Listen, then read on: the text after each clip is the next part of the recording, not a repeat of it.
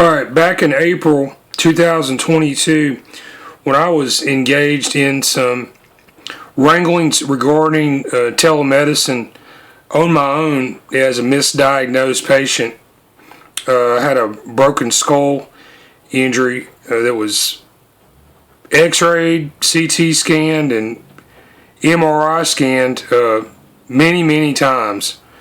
And the images went through these telemedicine companies.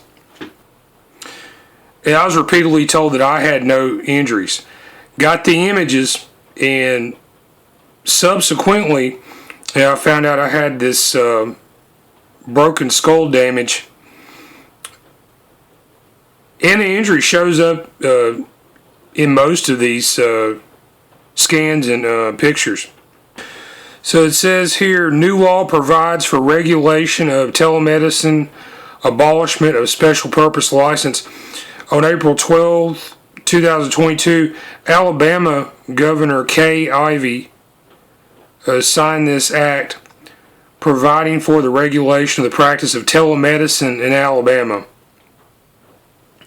Alright, so telemedicine is basically this, if you don't know. You go to an urgent care clinic, okay?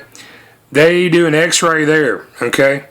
The radiologist, MD doctor, who looks at those pictures and tells you if you got broken bones or not, they may not necessarily be in that same building where you are, or in the same general area, in the same city, in the same state, or even in the same region of the United States, okay? They use email, electronic communications, phone lines, etc. To send these pictures back and forth. They write up the reports on a computer, like in California or something. They send them back to Alabama, but they have to possess a license to practice medicine in Alabama. That's what telemedicine is, all right? My experience dealing with this, and I have a very serious situation, okay? My impression of telemedicine as it exists in Alabama is not very good. And I've dealt with the companies who outsource to telemedicine. I've called the telemedicine companies. I've called the CEOs of telemedicine companies. They're supposedly worth $1 billion. I've dealt with writing complaints to the Alabama Board of Medical Examiners and Medical Licensure Commission who grant these licenses.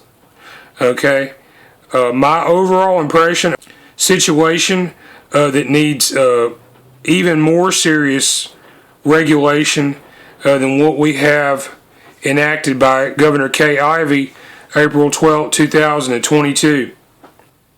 This stuff is rife with corruption, endemic corruption. One of the main issues is the concept of professionalism and customer service. Okay, you're a patient, you go to one of these places, you pay money, you are a customer. Okay, patients, they're almost at the bottom of this. These doctors are millionaires, and my experience is the doctors, they don't care about patients.